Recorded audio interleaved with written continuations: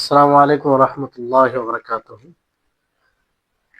আলহামদুলিল্লাহি রাব্বিল আলামিন ওয়াল আকিবাতুল লিল মুত্তাকিন ওয়াস সালাতু ওয়াস সালামু আলা সাইয়্যিদিল আমবিয়াই ওয়াল মুরসালিন ওয়া আলা আলিহি ওয়া সাহবিহি আজমাইন। আশহাদু আল্লা ইলাহা ইল্লাল্লাহু ওয়াহদাহু লা শারীকা লাহু ওয়া আশহাদু আন্না মুহাম্মাদান আবদুহু ওয়া রাসূলুহু। আম্মা বা'দ। রাব্বি ইশরাহ লি সাদরি ওয়া ইয়াসসির লি আমরি ওয়াহলুল উকদাতাম মিন লিসানি ইয়াফকাহু কাওলি। রাব্বি জিদনি ইলমা রাব্বি জিদনি ইলমা। اللهم إني أسألك علما نافعا ورزقا طيبا وعملا متقبلا। সম্মানিত আজকের ক্লাসে উপস্থিত সুপ্রিয় ভাই সকল ও সম্মানিতা বোন, আল্লাহ তাবারক ওয়া তাআলার অশেষ কৃপা যে আমরা তার তৌফিকে শেখুল ইসলাম ইবনে তাইমিয়া রাহিমাহুল্লাহ যে একটি অন্যতম বই আল আকিদাতুল ওয়াসিতিয়া, এই ক্লাসে আমরা উপস্থিত হয়েছি। তারপরে আমাদের সকলে প্রাণ প্রিয় নবী করিম মুহাম্মদ মুস্তাফা সাল্লাল্লাহু আলাইহি ওয়াসাল্লাম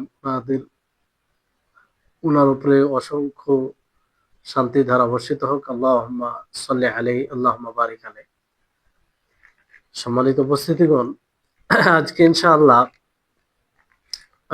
সেই শেষ দিবসের প্রতি ঈমানের তারই অন্তর্ভুক্ত বিষয়ে আমরা পড়ব, যেটা যে পর্যন্ত আমাদের কথা হয়েছিল যে কবরে ফিতনার সবাইকে সম্মুখীন হতে হবে। আর এটা বড় ফিতনা এই কারণে যে কারণ এই কবরের ফিতনায় যে প্রশ্ন করা হবে, সেই প্রশ্নগুলোর উত্তর তারাই দিতে পারবে যাদের দুনিয়াতে আকীদা এবং সৎ আমল থাকবে, যাদের জীবনে ভালো আকীদা, বিশুদ্ধ আকীদা থাকবে এবং সৎ আমল থাকবে, তারাই এর সঠিক উত্তর দিতে পারবে। এটা এমন কোনো বিষয় নয় যে জানা আছে, জ্ঞান আছে বলে উত্তর দিয়ে দিবে, তা নয়। বরং এটা পুরোপুরি নির্ভর করে তার বিশুদ্ধ আকীদার উপরে এবং সৎ আমলের উপরে। তো লেখক রাহিমাহুল্লাহ তিনি বলেন যে ফাআম্মাল ফিতনাতু ফাইন্নান নাসা ইফতানুনা ফি কুবুরিহিম, যে ফিতনা, মানুষ এই ফিতনার সম্মুখীন হবে তাদের কবরে, মানে কবরে ফিতনা, ফিতনাতুল কবর। আর এটা কখন শুরু হবে? এই মৃত্যু ব্যক্তিকে যখন দাফন করা হয়, কখন শুরু? দাফন করার পরে এটা শুরু হয়। এখানে যে নাস বলা হয়েছে, যে আম বলতে সকলকেই এই ফিতনার সম্মুখীন হতে হবে, মানে বাহ্যিক হিসাবে এটা বোঝা যায় যতগুলো মানুষ রয়েছে সমস্ত মানুষকে এই ফিতনার সম্মুখীন হতে হবে।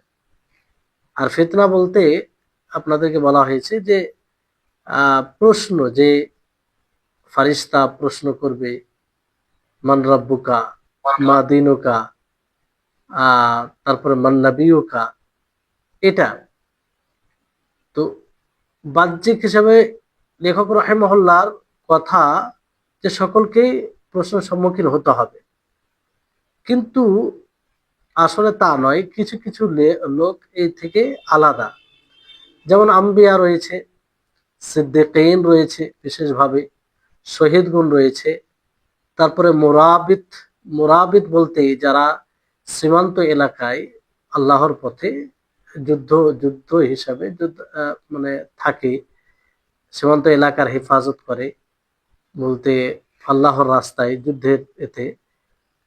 আর ওই সব ব্যক্তি যারা মুকাল্লাফ নয়, যাদের উপরে শরীয়ত ফরজ করা হয়নি, মানে একদম ছোট, যারা যারা সাবালক হয়নি, সাবালক না হওয়া মানে শরীয়তের কোনো বিধান তার উপরে ফরজ হয়নি। আর ওই সব পাগল, ভারসাম্যহীন, যাদের ব্রেন, বিবেক কাজ করে না, তারা তো এই যে এই প্রকার লোক, এরা ফিতনার সম্মুখীন হবে না। এ ব্যাপারে তাফসীল আছে, বিস্তারিত আমরা জানবো ইনশাআল্লাহ। প্রথম বিষয় হচ্ছে যে আম্বিয়া কিরাম আলাইহিস সালাম এরা ফিতনার সম্মুখীন হবে না। কেন? এই কারণে যে ফিতনা তাদের অন্তর্ভুক্ত নয়, তাদেরকে প্রশ্ন করা হবে না দুটি কারণে। একটি কারণ হচ্ছে যে আম্বিয়া তারা শহীদ গণের চেয়ে ফজিলতপূর্ণ, তারা ফজিলতের দিক দিয়ে এগিয়ে। নবী সাল্লাল্লাহু আলাইহি সাল্লাম তিনি স্পষ্টভাবে হাদিসে জানিয়েছেন যে যারা শহীদ হবে, আল্লাহর পথে জিহাদ করতে গিয়ে নিজেকে বিলীন করে দিবে, তারা কবরের ফিতনা থেকে বেঁচে থাকবে, তাদের মানে কবরের ফিতনা হবে না। আর নবী সাল্লাল্লাহু আলাইহি সাল্লাম এভাবে বলেছেন যে কাফা বিবারিকাতিস সুয়ুফি আলা রাসিহি ফিতনা, যে যারা শহীদ হবে তাদের তলোয়ারের যে ঝনঝনানি কিংবা চমক, উজ্জ্বলতা ফিতনা থেকে তাদেরকে বাঁচাবে, যার কারণে তারা ফিতনা থেকে বেঁচে যাবে। তো যদি শহীদগণ এই কবরে ফিতনার সম্মুখীন না হয়, তো এই শহীদের চেয়ে তো আফজাল উত্তম হচ্ছে আম্বিয়া কিরাম আলাইহিস সালাম, তো তারা কেন হবে? এই জন্য এটা থেকে বোঝা যাচ্ছে যে আম্বিয়া কিরাম আলাইহিস সালাম তারাও এই ফিতনার সম্মুখীন হবে না। দ্বিতীয় কারণ হচ্ছে যে আম্বিয়া আলাইহিস সালাম তাদের সম্পর্কে জিজ্ঞাসা করা হবে, আম্বিয়া আলাইহিস সালাম তাদের সম্পর্কে জিজ্ঞাসা করা হবে। মাইয়াতকে যেমন জিজ্ঞাসা করা, মান নাবিউকা, তোমার নবী কে, তোমার নবী কে? তো তাদের সম্পর্কে জিজ্ঞাসিত করা হবে, তাদেরকে জিজ্ঞাসা করা হবে না, তাদেরকে জিজ্ঞাসা করা হবে না। এই জন্য নবী সাল্লাল্লাহু আলাইহি ওয়াসাল্লাম কি বলেন, ইন্নাহু আওহা ইলাইয়া আন্নাকুম তুফতানুনা ফি কুবুরিকুম, যে আমার নিকটে ওহী করা হয়েছে যে তোমরা সকলেই তোমরা নিজের কবরে ফিতনার সম্মুখীন হবে, পরীক্ষার সম্মুখীন হবে। তো এখানে খেতাব সম্বোধন কাদেরকে নবী সাল্লাল্লাহু আলাইহি সাল্লাম করছেন? প্রেরিত মানে আহ মানে নবী সাল্লাল্লাহু আলাইহি সাল্লাম কাদেরকে সম্বোধন করছেন? যারা উম্মত তাদেরকে। তো এখানে রাসূলগণ নয়, রাসূলগণ এর অন্তর্ভুক্ত নয়। জি, তাহলে এটা এটা একটা কারণ যে আম্বিয়াদের সম্পর্কে জিজ্ঞাসা করা হবে, তাদেরকে জিজ্ঞাসা করা হবে না। তা না হলে আহ বলা হতো যে আমরা সবাই ফিতনার সম্মুখীন হব। এখানে এইভাবে বলতো যে আন্নানা আন্নানা নুফতানু ফি কুবুরিনা, এইভাবে বলা হতো যে আমরা সকলেই কবরে ফিতনার সম্মুখীন হব। তা না বলে নবী সাল্লাল্লাহু আলাইহি ওয়াসাল্লাম কি বলেছেন যে আন্নাকুম তুফতানুনা ফি কুবুরিকুম, যে তোমরা সকলে তোমাদের কবরে ফিতনার সম্মুখীন হবে। তো এটা একটা বিষয় যে আম্বিয়া তারা এই ফিতনার সম্মুখীন হবে না। তারপরে সিদ্দিকিন এরাও ফিতনার সম্মুখীন হবে না, এদেরকে প্রশ্ন করা হবে না। কারণ সিদ্দিকিনদের যে মার্তাবা, মর্যাদা, তাদের মর্যাদা শহীদ গণের চেয়ে বেশি। তো শহীদ গণ যদি জিজ্ঞাসিত না হয়, তাহলে সিদ্দিকিন আরো হবে না, সিদ্দিকিন তারাও জিজ্ঞাসিত হবে না। কারণ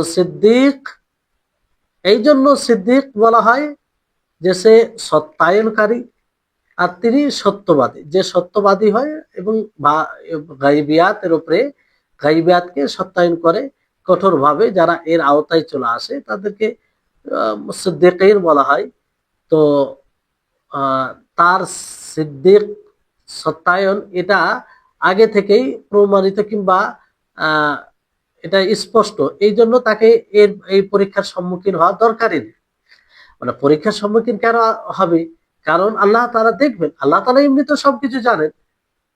তো আল্লাহ তাআলা দেখবেন যে কে কতটা মানে ঈমান এনেছে। তো যে সিদ্দিকিন, যে আগে থেকে এর আওতায় চলে এসেছে, তাকে আল্লাহ তাআলা জিজ্ঞাসা করবে না, কারণ সে তো সন্দেহের মধ্যে নেই, সে একদম সত্যায়নকারী। তো এই জন্য তাকে প্রশ্ন করার প্রয়োজনই নেই। কিছু কিছু ওলামাগণ বলেছেন না, তাদেরকেও জিজ্ঞাসা করা হবে দলিলের কারণে। যাই হোক, আল্লাহ আলাম, আল্লাহ তাআলাই বেশি ভালো জানেন।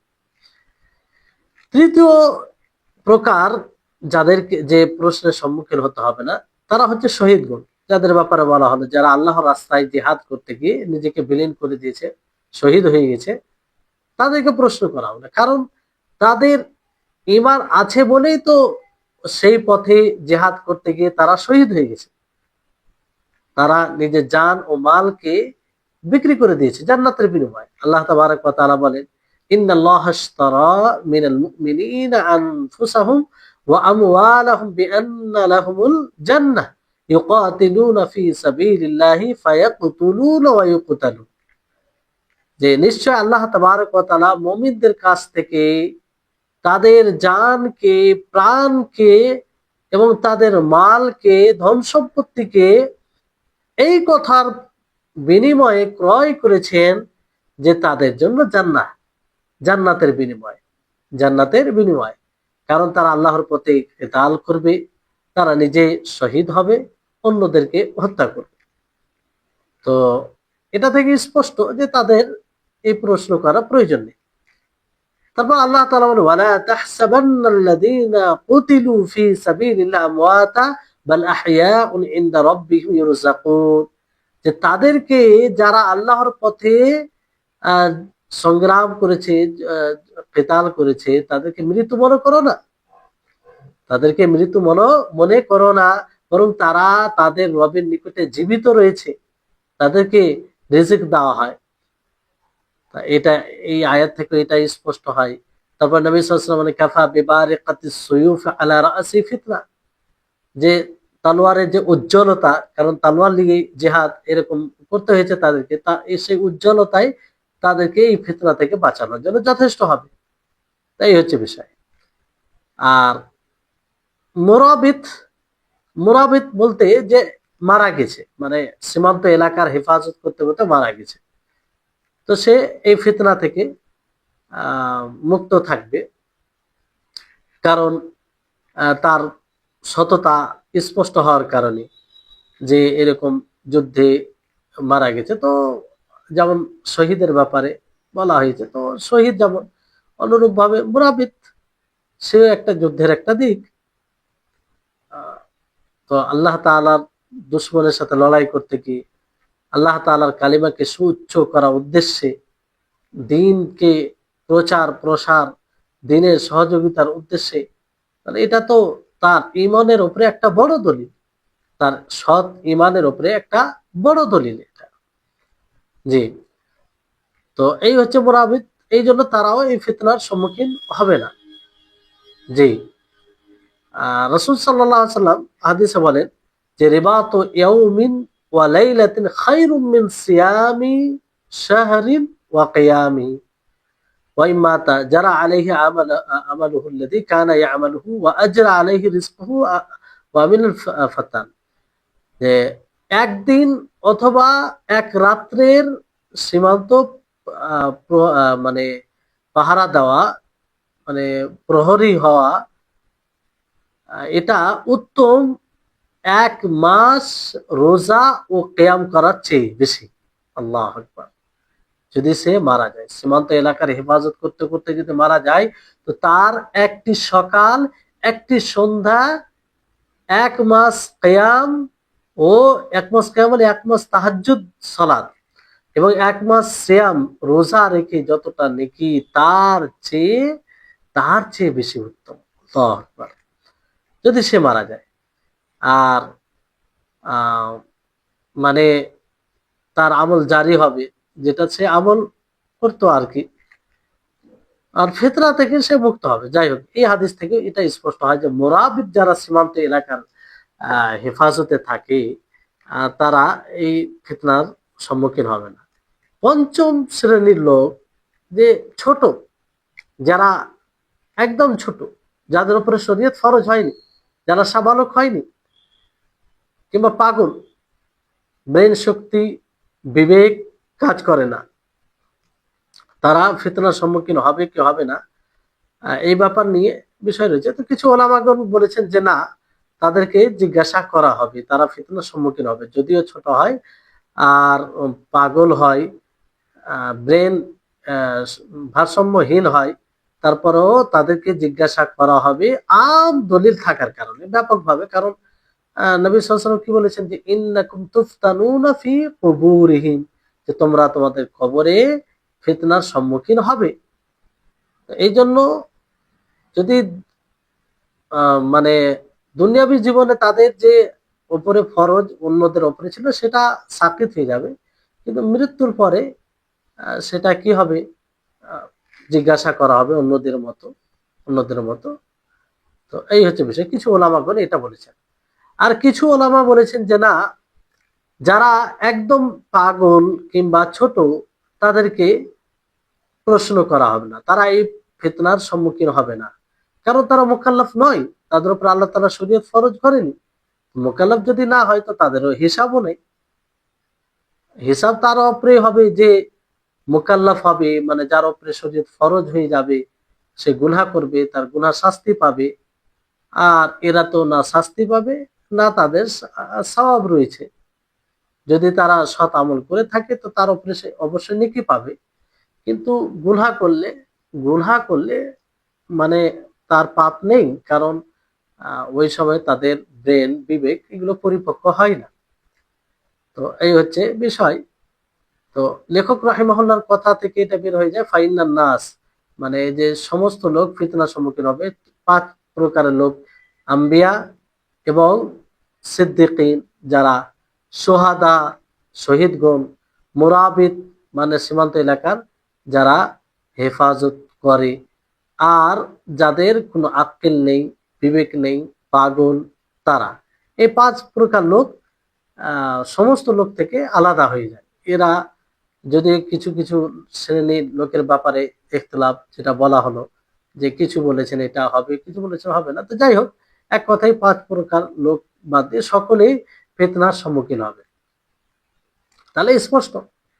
এই জন্য মানুষকে তিন ভাগে বিভক্ত করা যেতে পারে, যে এক প্রকার হচ্ছে মুমিনুন মানে মুমিন, খালিস মুমিন, মুমিন মানে যাদেরকে মুমিন বলা হয়। আর খুল্লাসুন বলতে খালিস, একদম মুমিনের থেকে একদম খালিস। মুনাফিক, মুনাফিক এক শ্রেণীর লোক।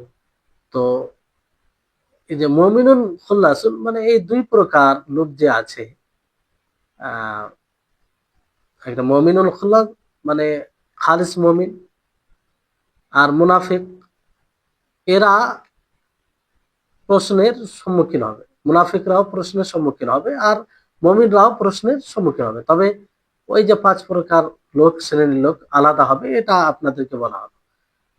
আর আরেক প্রকারের তৃতীয় শ্রেণীর লোক হচ্ছে কাফির, খালিস কাফির, খালিস কাফির। তো তারা এই ফিতনার সম্মুখীন হবে কিনা এই ব্যাপারে দ্বিমত আছে। ইবনুল কাইয়িম রাহিমাহুল্লাহ তিনি কিতাবুর রূহ একটি বই রয়েছে, তাতে তিনি প্রাধান্য এটাই দিয়েছেন যে তারা ফিতনার সম্মুখীন হবে, ফিতনার সম্মুখীন হবে। বলতে ফিতনা মানে তাদেরকে জিজ্ঞাসা করে উত্তর না দিয়ে শাস্তি দেওয়া হবে, না জিজ্ঞাসা করা হবে না, বিষয়টা এটা। ফিতনার সম্মুখীন হবে কি হবে না যে একদম তারা আযাব পাবে না, এরকম বিষয় নেই, এরকম বিষয় নেই। জি। তো তারপর আরেকটি বিষয় এখানে আসে, যে পূর্বে যে উম্মত গুলো গত হয়েছে তাদেরকে কি এই বিষয়ে প্রশ্ন করা হবে? তারা কি এই মানে এটার অন্তর্ভুক্ত? কিছু ওলামা কেরাম বলেছেন, আর এই এই মত দিয়ে গেছে না, যেটা সঠিক যে তাদেরকেও প্রশ্ন করা হবে, কারণ এই উম্মতে মুহাম্মাদিয়া আশরাফুল উমাম, আফজালুল উমাম, যে সর্বশ্রেষ্ঠ উম্মত, সর্বশ্রেষ্ঠ উম্মত, সবচেয়ে বেশি মর্যাদার অধিকারী এই উম্মত। তো আশরাফুল উমাম হওয়ার পরেও যদি এই উম্মতকে জিজ্ঞাসিত হতে হয়, এই উম্মতকে এই ফিতনার সম্মুখীন করতে হয়, তাহলে পূর্বের উম্মত কেন হবে না? পূর্বের উম্মতও এই প্রশ্নের সম্মুখীন হবে। ফি কুবুরিহিম বলতে এই যে কবরের বহুবচন, কুবুর, যে কবরে মাইয়িতদেরকে দাফন করা হয়, এটা আম ভাবে বারজাখী জীবনে এটা শামিল রয়েছে। মানুষের মৃত্যু এবং কিয়ামত সংঘটিত হওয়ার মাঝে যে বারজাখী জীবন রয়েছে, মানুষের মৃত্যু ও কিয়ামত সংঘটিত হওয়ার মাঝে যে জীবনটা, সেটা কি বারজাখী জীবন। তো এটা যেমন ভাবে মানুষ মারা যাচ্ছে, কোনো মানুষকে যদি কোনো বাঘ, কোনো সিংহ, বাঘ যাই হোক, কোনো এমন প্রাণী আহ মানে কিংবা সমুদ্রতে ডুবে যায়, কিংবা মাছের পেটে চলে যায়, কিংবা হাওয়া কোথাও তাকে উড়িয়ে ফেলে দেয়, এরাও স্বামী। মানে কবরে দাফন করলেই যে বারজাখের জীবন হবে তা নয়। সে যেভাবেই মারা যাক না কেন, যেভাবেই মারা যাক, তার দাফন হোক আর না হোক, তার দাফন হোক আর না হোক, তার মৃত্যু থেকে নিয়ে তার মৃত্যু থেকে নিয়ে কিয়ামত সংঘটিত হওয়া পর্যন্ত এই মধ্যবর্তী সময়কে বারজাখী জীবন বলা হয়। এই মধ্যবর্তী সময়কে কি বলা হয়? বারজাখী জীবন বলা হয়। তাকে দাফন করা হোক আর না হোক, ফিতনার সম্মুখীন সকলেই হবে। যারা ওই 5 প্রকার লোক ছাড়া সে স্বাভাবিক মৃত্যু হোক তার, অথবা কোনো সমুদ্রে ডুবে যাক, অথবা কোনো প্রাণীতে তাকে খেয়ে ফেলুক, যাই করে হোক না কেন, তাকে এই ফিতনার সম্মুখীন হতে হবে। জি, তো এই ফিতনা,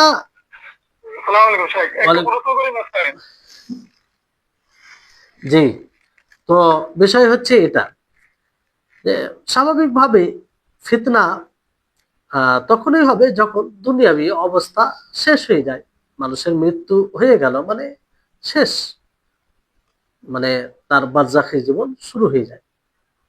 আর যদি তার দাফন 1 দিন 2 দিন কিংবা এরকম লেট হয়, তাহলে সেই পর্যন্ত মানে স্থির থাকবে। সেই পর্যন্ত তাকে হয়তো মানে আহ মানে সেই পর্যন্ত ডিলে হবে, কিন্তু মৃত্যুর পরে এই জন্য বলা হয় যে দ্রুত মৃত্যুর পরে তাকে দাফন করে দেওয়া উচিত। তো যাই হোক, বিষয়টি হচ্ছে যে ফিতনা তখনই হবে যখন দুনিয়াবী অবস্থা একজন ব্যক্তির জন্য শেষ হয়ে যায়, সে আখেরাতের দিকে চলে যায়। আর যদি তার দাফন ধরে 1 দিন এবং 2 দিন 3 দিন এরকম লেট হয়, তো অতক্ষণ পর্যন্ত প্রশ্ন হবে না যতক্ষণ পর্যন্ত তাকে দাফন করা হবে না। আর ধরেন কোনো ব্যক্তির এমন জায়গায় মৃত্যু হয়েছে যে তাকে দাফন দেওয়ার কেউ নেই, তার মৃত্যুর পরে সেও শুরু হয়ে যায়। আর তারপর বলা হবে সে ব্যক্তিকে যাকে দাফন করা হয়েছে, যে মারা গেছে, কে বলবে? 2 ফারিস্তা, 2 ফারিস্তা সেই ব্যক্তি কবরে তার নিকটে আসবে, তাকে বসাবে এবং তাকে প্রশ্ন করবে। এমনকি হাদিসে এসেছে যে মানুষ যেমনই দাফন করে ফিরে যেতে আরম্ভ করবে, এমনকি তাদের জুতোর আওয়াজ পাওয়া যাবে, শুনবে। আর ওই অবস্থায় তাকে উঠিয়ে প্রশ্ন করা হবে। ওই 2 জন ফারিস্তা ফোন করবে, ওই 2 জন ফারিস্তা তাদেরকে প্রশ্ন করবে। নবী সাল্লাল্লাহু আলাইহি ওয়াসাল্লাম, তাই নবী সাল্লাল্লাহু আলাইহি ওয়াসাল্লামের ভাষ্য অনুযায়ী এটাই বোঝা যায়। এই জন্য নবী সাল্লাল্লাহু আলাইহি ওয়াসাল্লাম কি বলেছেন? নবী সাল্লাল্লাহু আলাইহি ওয়াসাল্লাম বলেছেন, ইস্তাগফিরু লিআখিকুম ওয়াসআলু লাহু আত-তাসবীত ফাইন্নাহুল আন ইউসাল, যে তোমরা তোমাদের ভাইয়ের জন্য ইস্তেগফার করো, তার জন্য অবিচল থাকা এটা চাও, কারণ এখন তাকে জিজ্ঞাসা করা হবে। আল্লাহু আকবার। তাহলে চিন্তা করুন, তো যারাই আমরা দাফন জানাজা পড়তে যাই, মাটি দিতে যাই, এই বিষয়টি এই হাদিসকে স্মরণ করা উচিত। কারণ এই দোয়ার মুহতাজ, এই দোয়ার মুখাপেক্ষী আমরাও। তো আমরা চেষ্টা করব প্রতিটি মানুষকে যখন আমরা মাটি দিতে যাব, শেষ দোয়াটি করে আসবো তার জন্য, সে যেন অনড় থাকতে পারে, কবরের প্রশ্নের উত্তর দিতে পারে, সে যেন কবরের আযাব থেকে বাঁচতে পারে। আমরা কখনো তাড়াহুড়ো করে কোনো কাজ, বিশেষ কাজ থেকে চলে এলে ভিন্ন বিষয়, কিন্তু রেগুলার এই অভ্যাসটা করা উচিত নয়। নবী সাল্লাল্লাহু আলাইহি ওয়াসাল্লাম বিশেষভাবে বলেন যে ইস্তাগফিরু লিআখিকুম, তোমরা তোমাদের ভাইয়ের জন্য ইস্তেগফার করো। কিন্তু আমাদের সমাজে জানি না অন্য কোথায় কেমন কি পরিবেশ আছে জানি না, আমাদের মুর্শিদাবাদে কিংবা আমাদের এলাকায় দেখা যায় যে একটা সময় ছিল তখন দোয়া করতো, বাড়াবাড়ি ছিল তাতে, দোয়া করতো সবাই মিলে সম্মিলিত ভাবে, একজন দোয়া করতো সবাই আমিন আমিন বলতো, ইমাম যখন শেষ করতো তখন বাকিরা শেষ করতো। এই যে সম্মিলিত মোনাজাত দোয়া যেটাকে বলে সেটা করতো। সেটা ভুল পদ্ধতি ছিল, সেটা ভুল ছিল। যদি ওইখান থেকে ফিরে এসেছে, আর একটা বাড়াবাড়ি হয়েছে যে এখন দোয়াই করে না, এখন দোয়াই করে না, মাটি কোন রকম ভাবে মাটি দিয়ে বের হয়ে যায়। যদি বলা হয় তো বলে কি যে না, আগে তো দোয়া ছিল, এখন তো দোয়া উঠিয়ে দিয়েছে। এই হচ্ছে মানুষের জাহালাত, অজ্ঞতা, মিসগাইড হয়েছে, এ তো কোনো সন্দেহ নেই। যখন এই সম্মিলিত দোয়া ছিল তখনই বিশেষভাবে এই বিষয়টি সামনে রেখে, মানে তখনই মানুষকে জ্ঞাত করা উচিত, কিংবা ওইভাবে প্রচার প্রসার করা উচিত ছিল আমাদের, যে দোয়া এইভাবে সম্মিলিত ভাবে করা যায় না, কিন্তু আমরা একাকী ভাবে দোয়া করতে পারি, একাকী ভাবে দোয়া করতে পারি, যার আদেশ নবী করিম মুহাম্মদ সাল্লাল্লাহু আলাইহি ওয়াসাল্লাম দিয়েছেন। কিন্তু এখন এইভাবে বলে একদম উপেক্ষা করে দেওয়া যে দোয়াই তো উঠে গেছে, দোয়া তো আর করা যাবে না, না, এটা ভুল ব্যাখ্যা। এখন যেটা রেওয়াজ আস্তে আস্তে হচ্ছে যে আহ, মাটি দিয়ে চলে যাচ্ছে, এটা ভুল পদ্ধতি। আমরা থাকার চেষ্টা করব, এটা জরুরি নয়, কিন্তু আমরা তো তার প্রয়োজন, আমরাও তো তার মুখামুখি, মুখাপেক্ষী তার।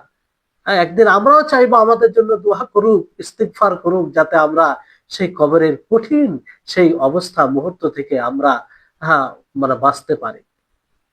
তো এই জন্য আমরা এই জিনিসটা স্মরণ করে প্রতিটা এতে মানে দাফন শেষে, দাফন শেষ করে আমরা ব্যক্তিগতভাবে তার জন্য যেন দোয়া করে আসতে পারি।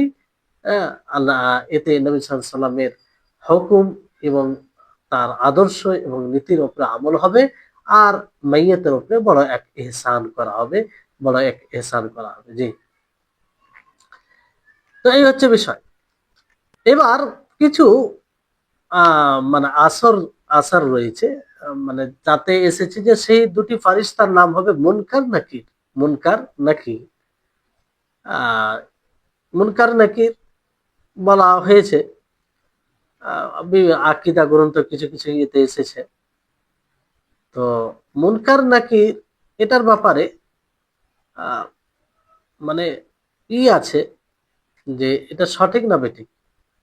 কিছু ওলামাগণ বলেছেন যে না, এই দুটি নাম আহ সঠিক নয়, মানে এই দুটি নাম প্রমাণিত নয়। কারণ যে হাদিসে এই দুটি নাম রয়েছে সেই হাদিসটি যায়ীফ, দুর্বল, তারা এটা বলেছেন। কিছু বলেছেন যে না, হাদিসটি হুজ্জাত দলিল।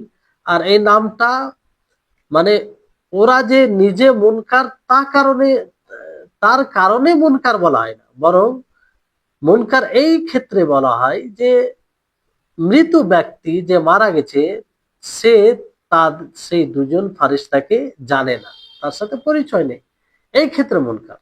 এই ক্ষেত্রে মুনকার যেমন ইব্রাহিম আলাইহিস সালাম ফারিস্তা যে মেহমান ছিল, তাদেরকে কি বলেন? কওমুম মুনকারুন। মুনকারুন মানে তারা আপনাদেরকে জানে না, কিংবা আহ এই যাই হোক, আহ মানে কওমুম মুনকারুন মানে তিনি এদেরকে জানেন না, এটা উদ্দেশ্য, তিনি এদেরকে জানেন না। তো ওই ক্ষেত্রে মুনকার নাকির বলা হয়েছে, কারণ যে মাইয়াত হবে, যে মারা গেছে, সে তাদেরকে জানে না এই ক্ষেত্রে। তো যাই হোক, এইভাবে বলা হয়েছে, যেটাই মানে আল্লামা আলবানী যে হাদিসে এই দুটি নাম এসেছে, আল্লামা আলবানী রাহিমাহুল্লাহ তিনি এই হাদিসকে সঠিক বলেছেন। এবার এই দুটি যে ফারিস্তা জিজ্ঞাসা করবে, এই দুটি ফারিস্তা কি নতুন দুজন ফারিস্তা হবে, না সেই দুইজন ফারিস্তা হবে যে দুজন ফারিস্তা পার্থিব জীবনে সেই ব্যক্তির একজন সৎ আমল লিপিবদ্ধ করত, আর একজন অসৎ আমল, গুনহা, পাপ, এগুলো লিপিবদ্ধ করত, তারাই থাকবে, একটা ডান দিকে একটা বাম দিকে।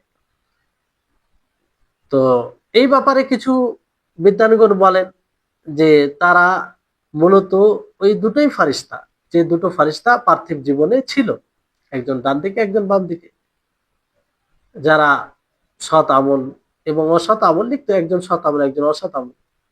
তো কবরে তারাই সেই দুজন ফারিস্তাই জিজ্ঞাসা করবে এই তিনটি প্রশ্ন: মান রব্বুকা, মা দিনুকা, মান নাবিয়ুকা। আর কিছু বিদ্বানগণ এটা বলেছেন যে না, এই দুজন ফারিস্তা আলাদা হবে, ভিন্ন হবে, ওই দুজন ফারিস্তা হবে না।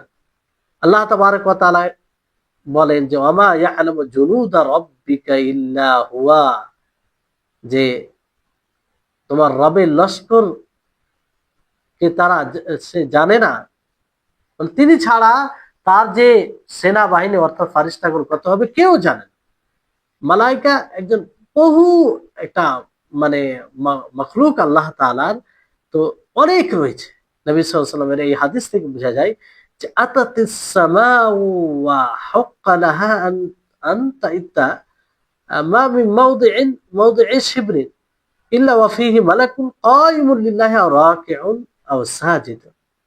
চিন্তা করুন যে আসমান মড়মড় করে, আর উপযুক্ত ওই মড়মড় করা আওয়াজ করা, কারণ আসমানে এমন কোন চার আঙুল নেই যে চার আঙুলে একজন ফারিস্তা আল্লাহ তাআলার জন্য ধন্যবান, আল্লাহ তাআলার জন্য রুকু অবস্থায় কিংবা আল্লাহ তাআলার জন্য সাজদা করে। আল্লাহ আকবার, তাহলে কত ফারিস্তা হতে পারে? অসংখ্য, অসংখ্য। তারপরে অন্য এক হাদিস আছে বাইতে মামুর, সেখানে প্রতি সালাতে কিংবা প্রতিদিন যাই হোক 70,000 ফারিস্তা নামাজ পড়েন, বের হয়ে গেলে আর সুযোগ পায় না। তাহলে চিন্তা করে কখন দুনিয়া, কখন তাদেরকে সৃষ্টি করেছেন তখন থেকে এটা হয়ে আসছে, আর কতদিন দুনিয়া থাকবে। তাহলে কত ফারিস্তা আছে, কত ফারিস্তা আছে। এই হচ্ছে বিষয়। তো এটা কোনো আশ্চর্যের বিষয় নাই যে প্রত্যেক মানুষ যারাই মারা যাবে তাদের জন্য আলাদা আলাদা আল্লাহ তাআলা দুটো ফারিস্তা সৃষ্টি করেছেন, পাঠাবেন। আল্লাহ তাআলা সবকিছুর উপরে কাদির, তিনি শক্তিশালী, এতে কোনো সন্দেহ নেই। সেই দুটি ফারিস্তার প্রশ্ন কি? মান রব্বুকা, অর্থাৎ মান রব্বুকাল্লাযী খালাকাকা ওয়া তা'বুদাহু ওয়া তাখসাহু বিল ইবাদা, অর্থাৎ তোমার সেই রব কে যে তোমাকে সৃষ্টি করেছে, যার তুমি ইবাদত করতে, যার সাথে তুমি ইবাদতকে খাস করেছে খাস করতে, সে কে? তোমার রব কে? তোমার প্রতিপালক কে? এই যে এক কালিমা রুবুবিয়ত, এটা জিজ্ঞাসা কেন এই কালিমা? কেন এই রুবুবিয়ত উলুহিয়তকে শামিল করে দেয়, অন্তর্ভুক্ত করে। এটা একটা প্রশ্ন। দ্বিতীয় প্রশ্ন কি? মা দীনুকা, অর্থাৎ তোমার আমল কি, মানে তুমি যে দিনকে ভিত্তি করে আমল করতে, সে দিনটা কি? যে দিনকে ভিত্তি করে আমল করে তার নৈকট্য লাভ করতেন, সে দিনটা কি? তৃতীয় প্রশ্ন মান নবীকা, অর্থাৎ তোমার সেই নবীকে যার উপরে তুমি ঈমান এনেছো, যার তুমি অনুসরণ করেছো, যার তুমি অনুগত্য করেছো, যার যে তোমার আইডিয়াল ছিল, যে তোমার নমুনা ছিল, যে তোমার আদর্শ ছিল, সে কে? তোমার নবী কে? এই তিনটি প্রশ্ন করা হবে। কিন্তু এই তিনটি প্রশ্নের উত্তর কি সবাই দিতে পারবে? জি না। আল্লাহ তাআলা বলে ইউসাব্বিতুল্লাহুল্লাযীনা আমানু বিল কওলিস সাবিতি ফিল হায়াতিদ দুনিয়া ওয়া ফিল আখিরাহ। আল্লাহ তাআলা মুমিনকে সুদৃঢ় রাখবেন সেই সুদৃঢ় কালেমা দ্বারা, পার্থিব জীবনে ও পরকালের জীবনেও। অর্থাৎ তাদেরকে অনড় রাখবেন, তারা এদিক ওদিক টালমাটল করবে না, তারা অন্যরকম উত্তর দেবে না। তাহলে এই হচ্ছে। তারপর তাওহীদ এর উদাহরণ মানে দিয়েছেন আল্লাহ তাআলা। যেমন আল্লাহ তাআলা বলেন আলাম তারা কাইফা দারাবাল্লাহু মাসালান কালিমাতান তাইয়্যিবাতান কাশাজারাতিন তাইয়্যিবাতিন আসলুহা সাবিতুন ওয়া ফারউহা ফিস সামা, যে আপনি কি দেখেন নাই যে আল্লাহ তাআলা এক স্বচ্ছ কালিমা, পবিত্র কালিমা উদাহরণ দিয়েছেন, এক পবিত্র বৃক্ষের মতো, যার শিকড়, যার জড় কি রয়েছে, যার জড় অটল রয়েছে, আর তার শাখা প্রশাখা আসমানে উপরে। ফিল হায়াতিদ দুনিয়া ওয়া ফিল আখিরাহ, এটা যাই হোক, এটা সম্ভব না। এটার মুতাআল্লিক মানে সম্পৃক্ত, এর সম্পৃক্ত হবে ইউসাব্বিতু, অর্থাৎ আল্লাহ তাআলা মুমিনদেরকে দুনিয়াতে যেমন অন্ন রাখবেন, দুনিয়াতে আখিরাতেও অন্ন রাখবেন। আর এটাও সম্ভব না যে এটা মুতাআল্লিক মানে সম্পৃক্ত ফিল হায়াতিদ দুনিয়া ওয়া ফিল আখিরা, এটা সাবিতের সাথে, অর্থাৎ এটা মানে সেই কথার ওয়াসফ গুণ, অর্থাৎ এই কথা কালিমা, তাকে কালিমাটাই সাব্যস্ত থাকবে, কালিমা যদি সঠিকভাবে কি পালন করে থাকে তাহলে সে অনড় থাকবে। যাই হোক, প্রথম যেটা অর্থ সেটা মানে ব্যাপক, যে মুমিনদেরকে আল্লাহ তাআলা অনড় রাখবেন এই কালেমা দ্বারা, যদি সে এই কালেমাকে বাস্তবায়ন করে থাকে। আল্লাহ তাবারক ওয়া তাআলা বলেন, ইয়া আইয়ুহাল্লাযীনা আমানু ইযা লাকীতুম ফিয়াতান ফাসবুতু, যে হে মুমিনগণ, যখন তোমরা এমন কোন জামাতের সাথে সাক্ষাৎ করবে, সাক্ষাৎ বলতে তাদের সামনে সামনাসামনি হবে, তো তোমরা অনড় থাকো যুদ্ধের ক্ষেত্রে। তো এই হচ্ছে বিষয়। তো যাই হোক, আল্লাহ তাবারক ওয়া তাআলা অনড় রাখবেন দুনিয়াবী জীবনে এবং আখিরাতের জীবনে। তারপরে লেখক রাহিমাহুল্লাহর কথা, যে ফায়াকুলুল মুমিনু রাব্বি আল্লাহ ওয়াল ইসলামু দীনি ওয়া মুহাম্মাদুন সাল্লাল্লাহু আলাইহি ওয়াসাল্লাম নবিয়্যি, মুমিন বলবে যে আমার রব আল্লাহ, ইসলাম আমার দিন, মুহাম্মদ সাল্লাল্লাহু আলাইহি ওয়াসাল্লাম আমার নবী। তো মুমিন বলবে যে আমার রব আল্লাহ। তো যখনই তাকে বলা হয় মার রব্বুকা, তোমার রব কে, সে বলবে, তাকে বলা হবে যে মা দিনুকা, তোমার দিন কি। তো সে বলবে যে আমার দিন হচ্ছে ইসলাম। অনুরূপভাবে তাকে বলা হবে যে তোমার নবী কে, তখন সে বলবে যে আমার নবী মুহাম্মদ সাল্লাল্লাহু আলাইহি সাল্লাম। আর যখন তাকে বলা আমার রব্বুকা, তোমার রব কে, তখন বলবে যে আমার রব আল্লাহ। তো এই উত্তর, এটা সঠিক উত্তর বলা হবে। আর যেমন এই উত্তর দিবে, তখন ফায়ুনাদি মুনাদিম মিনাস সামা, আসমান থেকে এক ঘোষণাকারী ঘোষণা করবে, আন সাদাকা আবদি, যে আমার বান্দা সত্য বলেছে, ফাফরিসুহু মিনাল জান্নাহ, তার জন্য জান্নাতের বিছানা বিছিয়ে দাও, আল বিসুহু মিনাল জান্নাহ, এবং তার জন্য জান্নাতের পোশাক পরিয়ে দাও তাকে, ওয়াফতাহু লাহু বাবান ইলাল জান্নাহ, এবং তার জন্য জান্নাতের দরজা খুলে দাও। আল্লাহ যেন আমাদের সকলকে তার অন্তর্ভুক্ত করেন, আমরা যেন সকলেই সেই কবরে অনড় থাকতে পারি, উত্তর দিতে পারি। আল্লাহ তুমি আমাদের এই দোয়াকে কবুল করে নাও। তো এই হচ্ছে, এটা মুমিনদের অবস্থা হবে। কিন্তু মুরতাব, সন্দেহ পোষণকারী, মুনাফিক, তারা কি বলবে? হা হা লা আদরি, হাই হাই আমি জানি না। সামিআতুন নাস ইয়াকুলুনা শাইআন ফাকুলতুহু, আমি মানুষকে বলতে শুনেছি যে তাই আমি এটা বললাম। মুরতাব বলতে, সন্দেহ পোষণকারী বলতে কি, যে সন্দেহ করতো দিনের বিষয়, গায়বিয়াতের বিষয়, মুনাফিক এবং এর সাথে মিলিত জড়িত যেগুলো লোক রয়েছে তারা। হা হা লা আদরি সামিআতুন নাস ইয়াকুলুনা শাইআন ফাকুলতুহু, এটা থেকে স্পষ্ট হয় যে তাদের হৃদয়ে ঈমান প্রবেশ করেনি। তারা বলবে সেটাই যেটা মানুষ বলতো, মানে তাদের হৃদয় ঈমান না পৌঁছানোর কারণে। এখানে হা হা লা আদরি, এটা ব্যাপারে একটু মানে আমাদেরকে চিন্তা করা দরকার। যে মনে হবে হা হা লা আদরি, সেটা থেকে সে বুঝতেছে যে তার ব্রেন থেকে, তার কাছ থেকে কিছু বিষয়, মানে জ্ঞাত বিষয় গায়েব হয়ে গেছে, চলে গেছে। মানে সে চাইছে স্মরণ করার, কিন্তু আসছে না মনে। মানে এতে আফসোস, প্রবল আফসোস রয়েছে, দুঃখ প্রকাশ করবে, আফসোস করে বলবে যে হা হা লা আদরি। সাধারণ আমি জানি না এটা বিষয় নয়, এই কথার মধ্যে প্রচন্ড আকারে দুঃখ, আফসোস থাকবে, আর বলবে হা হা লা আদরি।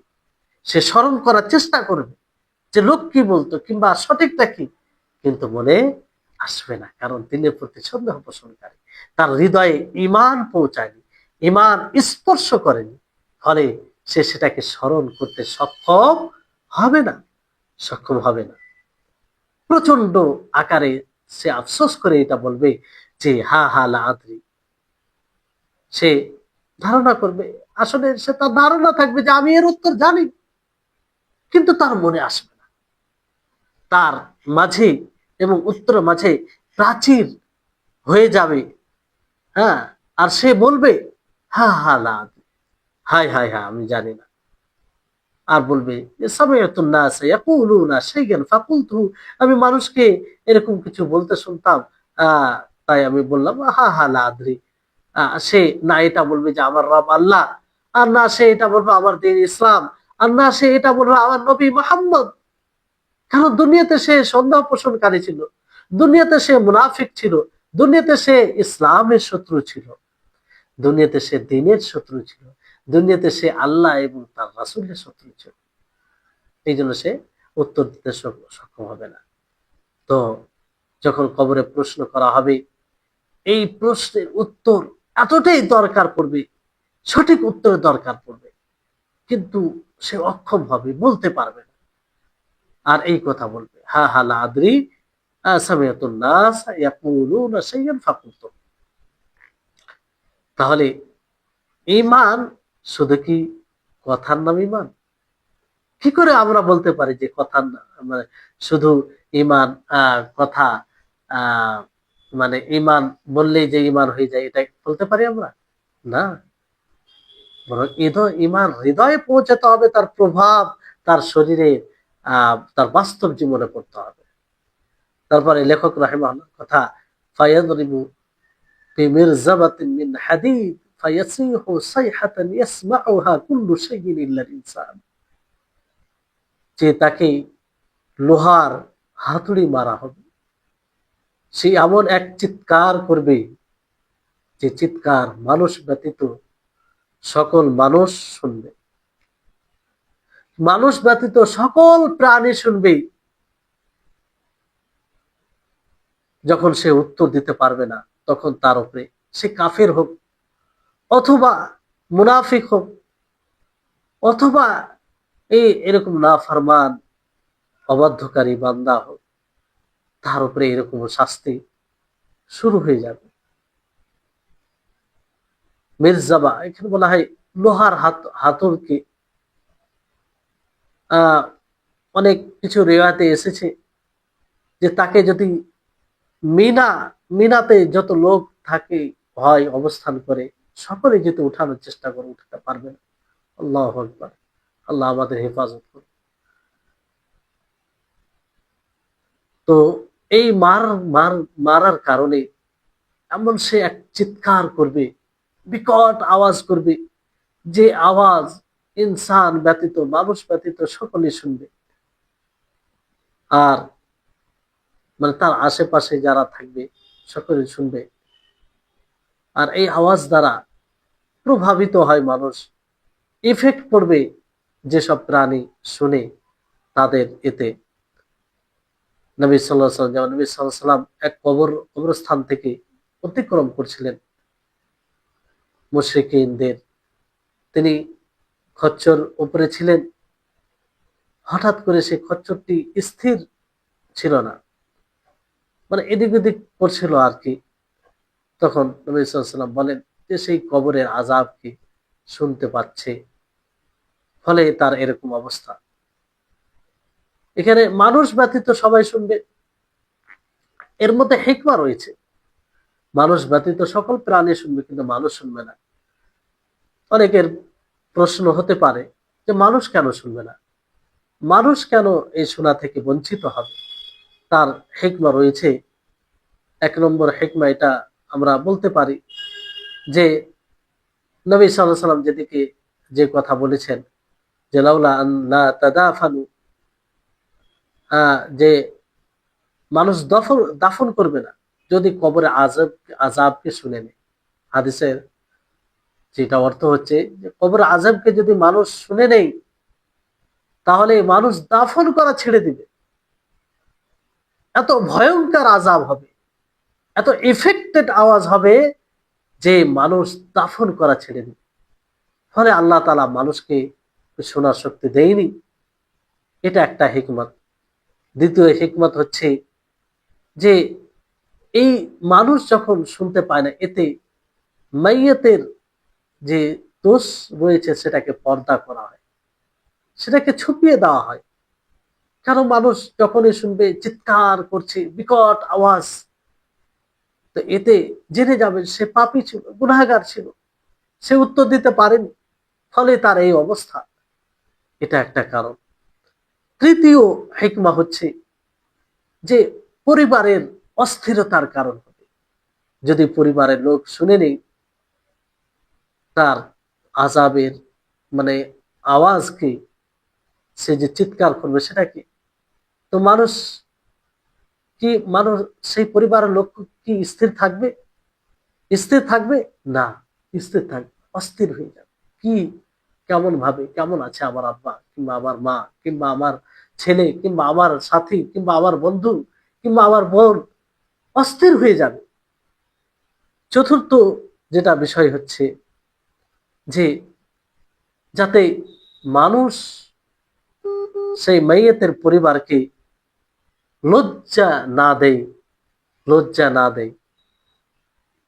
কারণ যখন দেখবে যে সে চিৎকার করছে, বিকট আওয়াজ আসছে, তবে এই যে তোমার আব্বা, এই যে তোমার মা, এই যে তোমার ভাই, তো এত গুনাহগার ছিল, এই পাপী ছিল, এই কারণে মানুষ এরকমটা বলতো বলে মানে তাকে লজ্জা দিত, এটা যেন না হয়।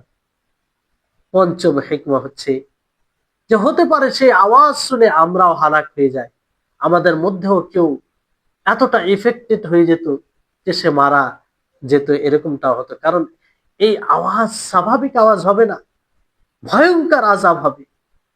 এমন আযাব হবে যে মনে হবে যে হৃদয় থেকে কিছু জিনিস ছিঁড়ে পালিয়ে গেল।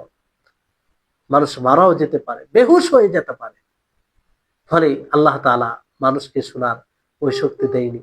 কারণ মানুষ শুনলেই এটা মানে এরকম বিষয় ঘটতো। তারপরে 6 নম্বর হিকমা হচ্ছে যদি মানুষ এই আযাব প্রাপ্তদের চিৎকার, বিকট আওয়াজ, ভয়াবহ আওয়াজ শুনতো, তাহলে মানুষ কবরের উপরে যে আযাব, কবরের আযাবের উপরে ঈমান নিয়ে আসতো, তখন এটা গায়বী বিষয় থাকতো না, তখন এটা উপস্থিত মানে সচক্ষে দেখা শোনার উপরে ঈমান নিয়ে আসা হবে। আর আল্লাহ তাআলা এটা পরীক্ষা করতে চান যে মানুষ না দেখেও না শুনেও কেমন ভাবে ঈমান আনছে, সেটার কতটা সত্যায়ন করছে, সেটার কতটা তাসদীক করছে, সত্যায়ন করছে, কতটা ঈমান আনছে, এটা পরীক্ষা করার জন্য এই হিকমা এটা বিলুপ্ত হয়ে যেত। ফলে আল্লাহ তাবারক ওয়া তাআলা মানুষকে শোনার শক্তি দেয়নি। কারণ আসল হচ্ছে না দেখে, না জেনে, না শুনে তার উপরে সেই রকম ভাবে ঈমান নিয়ে আসা, যে দেখে যেমন ঈমান হয়, শুনে যেমন ঈমান হয়, হ্যাঁ, সেই রকম ভাবে ঈমান যেন না আসে। আল্লাহ তাআলা এটাই চাইছেন। তো এই হচ্ছে বিষয়। তারপরে লেখক রাহিমাহুল্লাহ তিনি বলেন যে এমন আওয়াজ শুনবে যে মানুষ ব্যতীত প্রত্যেকজন শুনবে, যদি মানুষ শুনে নেয় তো লাসাহিকা, বেহুশ হয়ে যাবে, বেহুশ হয়ে যাবে। বেহুশ কোনো স্বাভাবিক বিষয়কে শুনে হয় না। সেই আওয়াজ, সেই বিকট আওয়াজকে শুনে বেহুশ হয়, যেটা মানে অত্যন্ত ভয়াবহ হয়। নবী করিম মুহাম্মদ সাল্লাল্লাহু আলাইহি সাল্লাম এইভাবে বলেছেন, যেমন একটি জানাজার ব্যাপারে বিষয় বলেন নবী সাল্লাল্লাহু আলাইহি সাল্লাম যে যদি যখন মানুষ সে জানাজা লাশকে কাঁধের উপরে উঠিয়ে নেই, তখন সেই জানাজা যদি সালেহা হয়, সৎ হয়, তাহলে সে বলে, বারবার বলে, কদ্দিমুনি কদ্দিমুনি, যে আমাকে তাড়াতাড়ি নিয়ে চলো, আমাকে তাড়াতাড়ি নিয়ে চলো। কারণ সে জানে যে আমার সামনে কল্যাণ আছে, আমার সামনে ভালাই আছে। এই জন্য বারবার সে বলে যে কদ্দিমুনি কদ্দিমুনি, আমাকে তাড়াতাড়ি নিয়ে চলো। ওয়াইন কানাত গায়রু সালিহা, আর যদি সে সলে না হয়, সৎ না হয়, তাহলে তাহলে বলে ইয়া ওয়াইলাহা, ইয়া ওয়াইলাহা, হায় ধ্বংস, আইনা ইয়াযহাবুনা বিহা, এ এটাকে তারা কোথায় নিয়ে যাচ্ছে, কোথায় নিয়ে যাচ্ছে। ইয়াসমাউ সাউতুহা কুল্লু শাইইন ইল্লাল ইনসান, যে মানুষ ব্যতীত প্রত্যেকটা জিনিস তার আওয়াজকে শুনবে, তার কণ্ঠকে শুনবে। ওয়ালাউ সামিআহু, যদি সেটাকে শুনতো, লাসাইকা, মানুষ বেহুশ হয়ে যেত যদি মানুষ সেটাকে শুনতো। আল্লাহুল মুস্তাআন। আল্লাহ আমাদের হেফাজত করুক। আল্লাহ যেন আমাদের সকলকে তাদের অন্তর্ভুক্ত করান যারা সালেহ হবে, নেক হবে, সৎ হবে, আর বলবে কাদ্দিমুনি কাদ্দিমুনি, আমাকে তাড়াতাড়ি নিয়ে যাও। তাদের অন্তর্ভুক্ত যেন আল্লাহ তাআলা আমাদের সকলকে করে। কবরে যেটা চিৎকার রয়েছে, নবী সাল্লাল্লাহু আলাইহি ওয়াসাল্লাম বলেন, ফায়াসিহু সাইহাতান ইয়াসমাউহা মান ইয়ালিহি গায়রা থিকলাইন, যে কবরে যে চিৎকার দিবে, যে ভয়ঙ্কর চিৎকার হবে, যেটা একদম ভয়াবহ হবে, সেটা দুই মাখলুক ব্যতীত সকলেই শুনবে। এটা বুখারী মুসলিমের রিওয়ায়াত। দুই মাখলুক বলতে জিন, মানুষ ও জিন। এই হচ্ছে, তো এর প্রতি আমাদেরকে ঈমান নিয়ে আসতে হবে, এর প্রতি ঈমান নিয়ে আসতে হবে। যাই হোক, এই কবরের মারহালা, এই কবরের জীবন, বারজাখি জীবন, কঠিন জীবন। এই জন্য বিশেষভাবে আল্লাহ নবী এর থেকে পানাহ চাইতে বলেছেন। যে এই জন্য আমরা সাধারণত দোয়া করে থাকি, আল্লাহুম্মা ইন্নী আউযু বিকা মিন আযাবিল কবর, আল্লাহুম্মা ইন্নী আউযু বিকা মিন আযাবিল কবর। হে আল্লাহ, আমি আমি তোমার কবরের আযাব থেকে আশ্রয় চাইছি। সম্মানিত উপস্থিতিগণ, তো এগুলোর উপরে যদি আমরা ওই রকম ভাবে বিশ্বাস রাখি, সত্যি যখনই আমরা মাইয়েত, কেউ মারা যাবে এটা শুনবো, কিংবা মৃত্যুকে স্মরণ করব, আমাদের শরীরে এক প্রকার কম্পন আসবে, ভয় আসবে, এবং পরকালের জন্য প্রস্তুতি নেওয়ার একটা চাহিদা, কিংবা সেই দিকে আমরা খুব সহজেই ধাবিত হতে পারবো। যাই হোক, আজকে এখান থেকেই ক্লাস শেষ করছি। আল্লাহ তাবারক ওয়া তাআলা আমাদের সকলকে যেন এই সব বিষয়ের প্রতি পুরোপুরি বিশ্বাস রাখা, ঈমান নিয়ে আসার তৌফিক দান করেন। ওয়া আখির দাওয়ানা আনিল হামদুলিল্লাহি রাব্বিল আলামিন। আসসালামু আলাইকুম ওয়া রাহমাতুল্লাহি ওয়া বারাকাতুহু।